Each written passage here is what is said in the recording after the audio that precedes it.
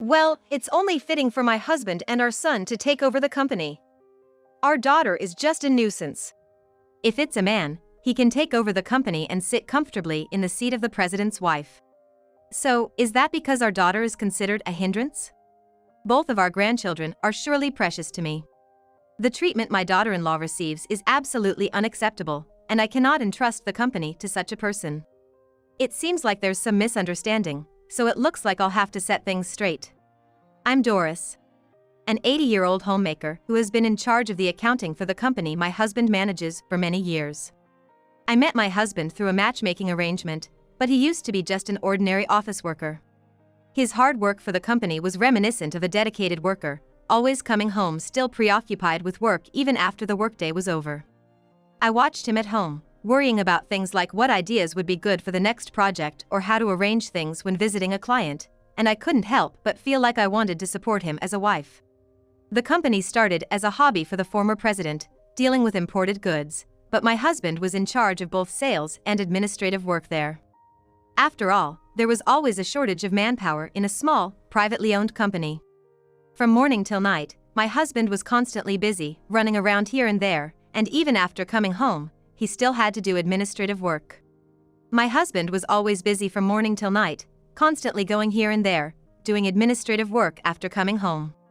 With such a busy schedule between work and home, he often mentioned that there never seemed to be a perfect timing for marriage. It was during one of these discussions that the topic of a matchmaking arrangement with me came up. When I met my husband, I was impressed by his sincerity and straightforwardness. His good nature was evident from his words and actions, and I felt that he was someone who was diligent in his work and would always cherish what was important to him. Believing in my intuition, I started dating him after that matchmaking meeting, which eventually led to marriage. For a while after getting married, he continued to work as an ordinary office worker, going to work early in the morning and working late into the night. Although I understood that he enjoyed his work and that there was a shortage of manpower, being newly married, I couldn't help but feel a bit lonely. However, an event occurred that quickly dispelled that loneliness. To my surprise, my husband was chosen as the next president of the company he worked for. Why would my husband, just an ordinary office worker who recently got married, suddenly become the president? I was surprised, but my husband seemed even more surprised and flustered than I was. Despite our concerns and his confusion, the president quickly completed the minimal handover and stepped down from his position. I later learned that the president had been in poor health and it wouldn't have been surprising for him to retire at any time. Furthermore, being dedicated to his work and with no spouse or children, he felt it would be a shame to let go of the company he had built and cherished. So, it was my husband who was chosen to take over by the arrow of trust. Despite lacking experience in management, he suddenly became president due to his seriousness, honesty, competence in his work, and the trust of his clients. Although I had been a housewife since we got married, I took on administrative and accounting duties to support my husband as much as possible in his unfamiliar role of running the company. Although both administrative and accounting tasks were completely new to me and I had no experience, I threw myself into the work with the desire to support my husband in any way I could. With just a word from the former president, we found ourselves inheriting the company, and although we faced many challenges as inexperienced newcomers, we pushed through with the determination that there was no choice but to do so. While managing the company, we were blessed with children, and we can say that those were fulfilling days. Before we knew it, we had grown considerably older while immersed in our work. I am 80 years old, and my husband is 78. Many people have retired and are enjoying their leisurely days. However, thanks to my husband's efforts and the trust of our customers, our company has grown significantly larger than when we took it over, which we are grateful for. From a small, individually owned business to a well-known major corporation in the area, we have been able to expand greatly. Even though we have come this far with our strength and perseverance over the years, we are beginning to realize the importance of generational change. This company, which we have nurtured so carefully, cannot simply have anyone as a successor. Like the former president entrusted the company to my husband and I also want to entrust this nurtured company to someone capable and trustworthy. Typically, in such cases, it's common for one's own children to take over. Fortunately, my husband and I have a son, and our son has been blessed with children as well. If we were to entrust the company to our son, it would expand our options for future successors. We've been considering such possibilities. However, this is just a discussion of possibilities for us as a couple, and it's not necessarily about insisting on our son taking over at all costs. First and foremost, we've always tried to avoid excessive interference in our son's life. Both of them are independent individuals. Moreover, since they're married and have their own families, they might find it bothersome if their in-laws were too intrusive. Having struggled with mother-in-law and daughter-in-law issues in my youth, I strongly felt that I didn't want to impose such feelings on my eldest son and his wife. While we don't have a bad relationship with our eldest son, things changed after we received news of the birth of a child in their family. We were told by our eldest son's wife, "I'm busy with childcare, so please don't contact us." So, we decided to simply watch over them without reaching out. Then, one day in December, we received a sudden invitation from our eldest son's wife. "This New Year's Eve, we'd like you and Dad to come over and spend some quality time at our place. There's also some news to share, so let's relax and chat together." It wasn't often that we received invitations like this from our eldest son's wife, so we were surprised but didn't feel bad about it. We hadn't had much time to relax lately due to work, so since we received the invitation, we thought it would be a good opportunity to unwind and enjoy some leisurely conversation. "We'll be there. Thank you for the invitation for New Year's Eve." "No problem at all. We've been quite busy ourselves, so sorry for the sudden invitation." When we arrived at our eldest son's home, we noticed that the walls were adorned with various symptoms and photos of children, but something puzzled us. We distinctly remembered seeing the name of a girl in a Christmas card or something similar about 20 years ago, but there was nothing related to a girl anywhere to be found.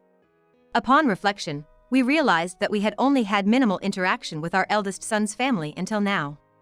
Before they had children, we used to occasionally have tea together or visit them, but after we heard about the birth of their child, those interactions ceased abruptly. I refrained from actively reaching out to my eldest son's family, thinking that they must be struggling with the unfamiliar task of raising children. In the beginning, I did ask a few times if they needed help, but my eldest son's wife firmly declined each time. She yelled over the phone, "This child can't do without me. We don't need your help, so please don't call again." Since then, I felt sorry and stopped contacting them. That's why I was happy to receive the invitation from my eldest son's family this time, but there's a sense of unease about the invitation and the things in their house. After not seeing each other for many years, it felt strange that the only things displayed in their house were certificates and trophies with Sean written on them.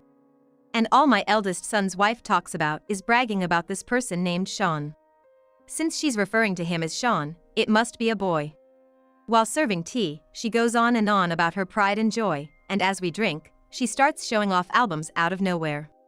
I might be remembering wrong, but I could have sworn I heard that a girl was born. Is it possible that a boy was born after that girl? Upon hearing that, my eldest son's wife momentarily frowned and bitterly remarked, "Oh, the girl, Ellie? Unlike Sean, that child is really incompetent and has never even received a single prize. But Ellie must have some good qualities too. Although I haven't met her many times.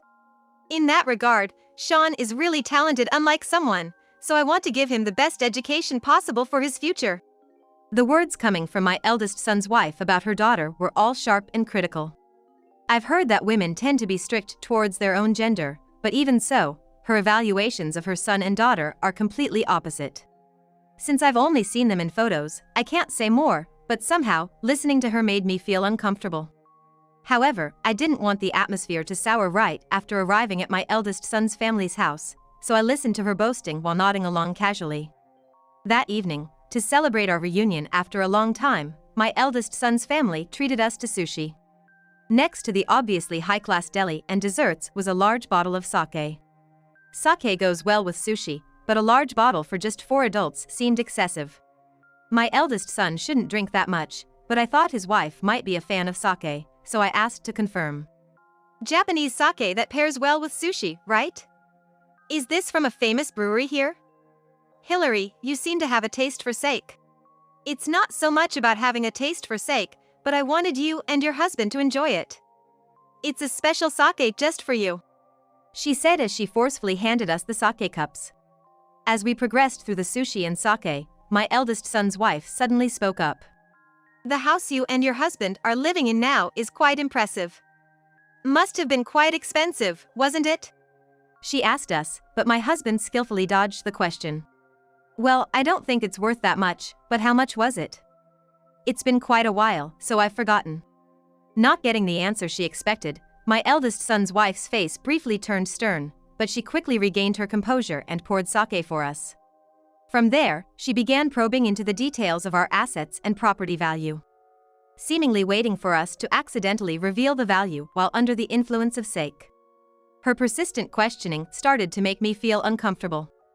Glancing over, I noticed that the large bottle of sake was nearly empty, with only a small amount left. I hate to brag, but I can handle my booze pretty well. Back in the day, I could down a whole bottle of sake by myself, but I'm older now. For the sake of my health, I've been cutting back on drinking lately, so I figured it's time to call it quits. Sorry, Hillary. Thanks for the offer, but I think I'm ready to hit the hay. There's always tomorrow, right? What about you? Yeah, you're right. I think I'll call it a night too. Oh, I remembered I wanted to pick something up from the nearby convenience store.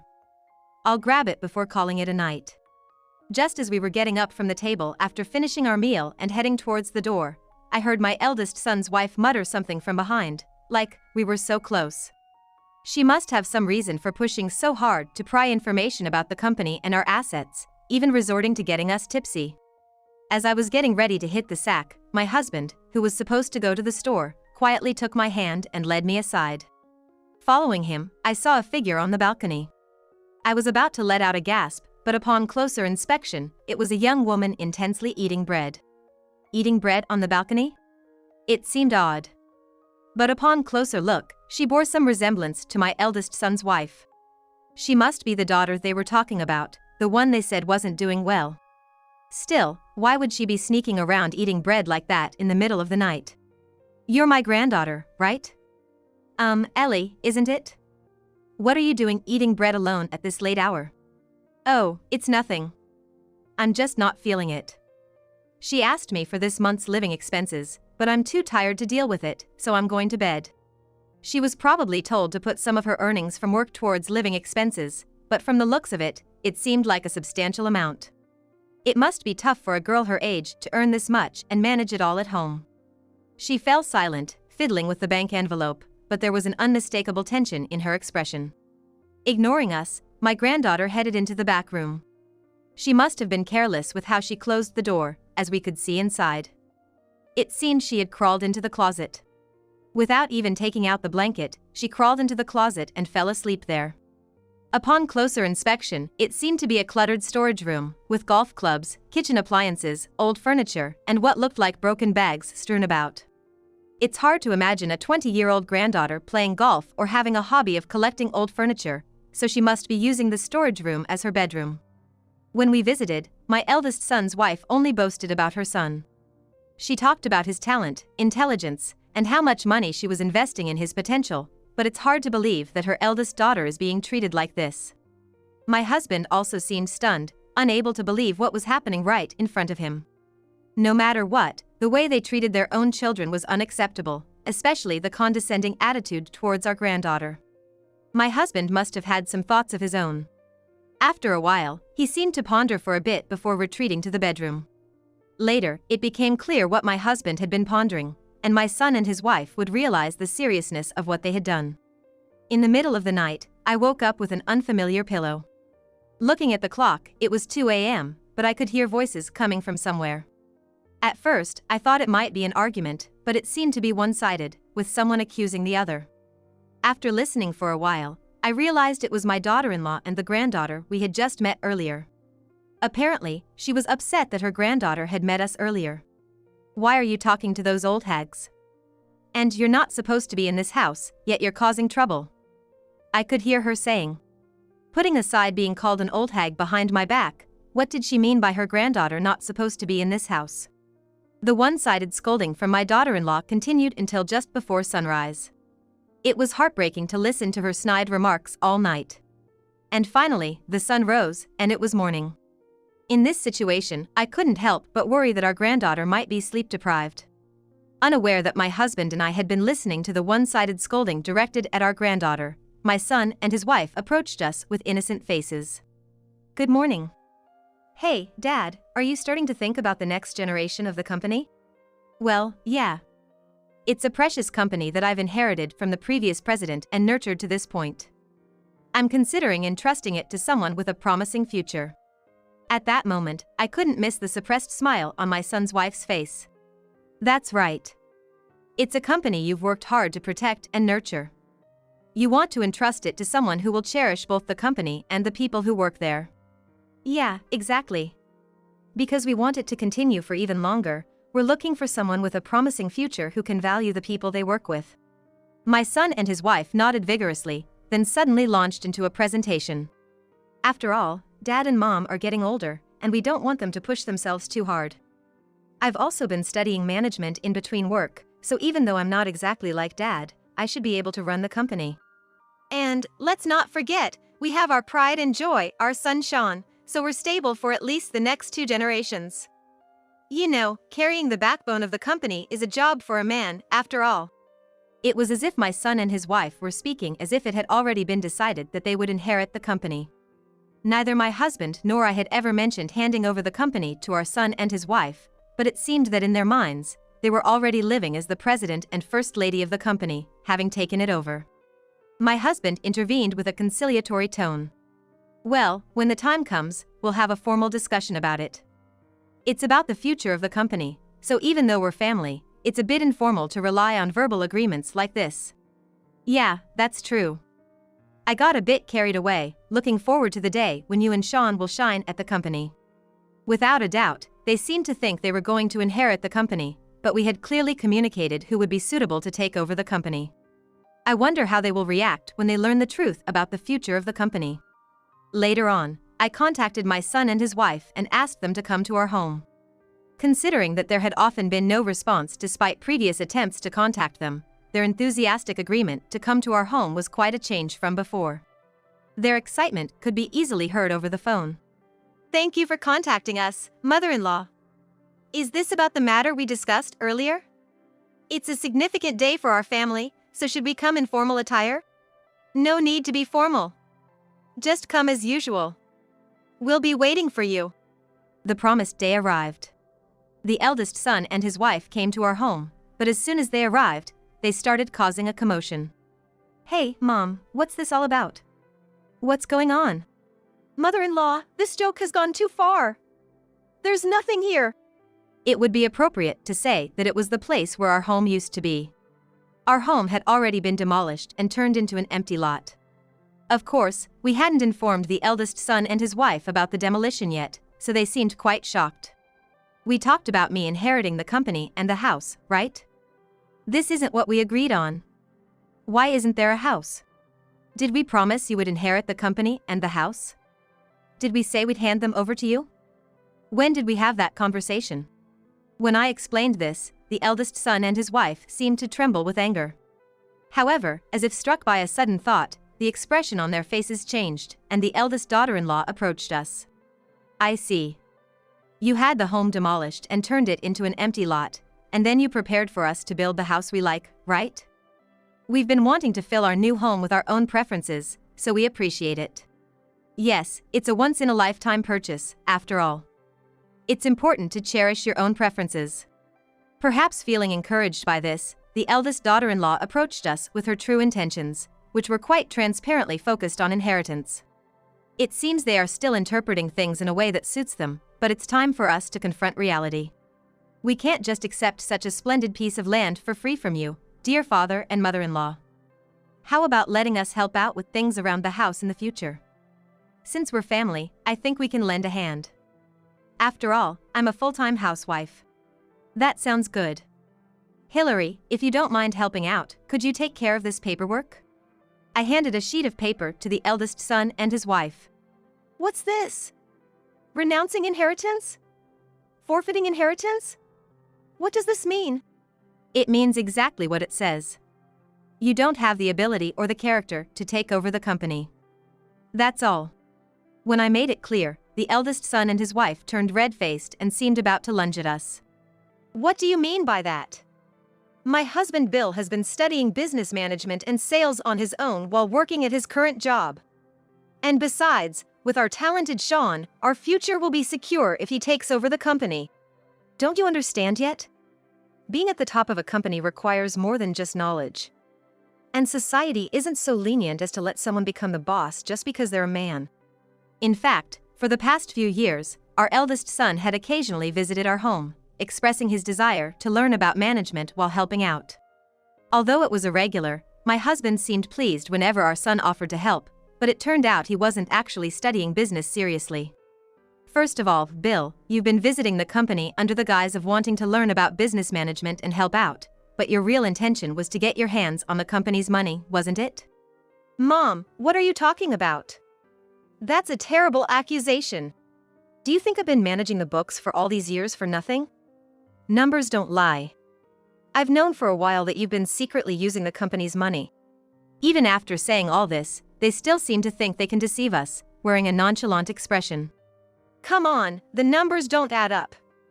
Even if I did get my hands on that money, what would I do with it? Tammy, it seems to be the name of the woman you were involved with at the club.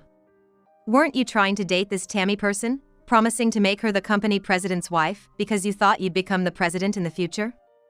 The timing and amount of the money spent align almost perfectly with the period and amount of embezzlement from the company.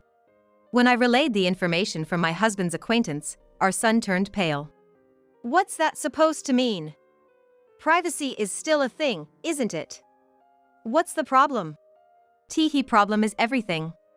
Using the company's money for club visits and cheating. What does that say about your character? Is that fitting for someone in a leadership position? Don't make me laugh. The revelation of the infidelity must have hit hard. Beside our eldest son, his wife turned beet red and trembled. However, she seems to be the type who won't stay down even after falling. I never thought you'd be the kind of person to cheat and embezzle money from your father-in-law's company. It's over. But Sean, who inherits your father's blood, is different. He's talented, so although it won't be immediate, he will be the one to bear the company's burden in the future. So wait until then. The eldest son's wife seems to believe blindly that her son can do no wrong. She mutters to herself about the names of competitions and awards he's won as if they're proof of his excellence. That's right, your pride and joy, Sean, was over at our place playing. Did you know? Well, he mentioned going to see Grandma a few times before. What about it? You're his mother, and yet you seem to have no clue what your own son is up to?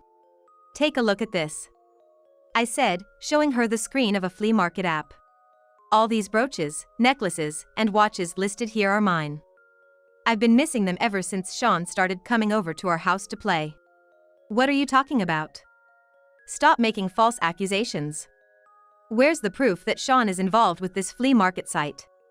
A generic icon and a harmless bio indeed make it seem like I'm just harassing her and her grandson for no reason. But I have solid proof. Look at this bag listed for sale. See this scratch and this logo? Don't they remind you of the album Sean showed at our house? Do you recognize it? Faced with her husband and son's misdemeanors, the eldest son's wife trembled. Yet, I couldn't just let this go. Even though he's family, this is a crime. I could go to the police, but if you're willing to return everything properly, I don't want to make a big deal out of it. What will it be? I haven't embezzled any company money. He insists, planning to deny everything. He probably thinks I won't actually go to the police because we're family. All right then. If that's your final answer, it's too late for regrets. Finally, my husband spoke up. I've been silent until now, but I can't stand the way you're raising one grandson to be shown off while mistreating the other. It's unacceptable. Both are my beloved grandsons, and treating them so differently is just wrong. To run a company, you need to be a person who can be trusted by everyone, or it'll easily fail. Harsh treatment? I was just trying to raise a suitable successor for your company. That's nonsense. Raising a successor? You're just mistreating a child. Later, we reported our eldest son's embezzlement to the police. A week later, the police began investigating the eldest son and his wife, and his wrongdoing came to light. With ongoing investigations, their house was frequently visited by police officers, becoming the talk of the neighborhood. Meanwhile, their son, who had always been bragged about as the future heir, became an unwelcome presence both at school and in the neighborhood. The scandal made it clear that his previously flaunted status had pushed people away. Having flaunted his status as the heir apparent, the scandal caused people to distance themselves from him all at once. No one was willing to lend a hand to them, as they were left to deal with the aftermath of their greed and vanity. Meanwhile, we sold our land to move into an independent living facility for seniors, enjoying the company of peers our own age. Having some financial leeway even after moving into the senior living facility, we decided to support our granddaughter in living on his own, who had been sleeping in a closet and was not allowed to move out or have her own life because of the family's financial needs. We hope this will be an opportunity for him to become independent from the eldest son's family and to spread her wings. Though it was an unexpected turn of events, she seems to see us as benefactors who helped her get her life back on track. We've become so close that she occasionally visits us at the senior living facility. Moving forward, my husband and I want to live peacefully, not swayed by money or superficial emotions.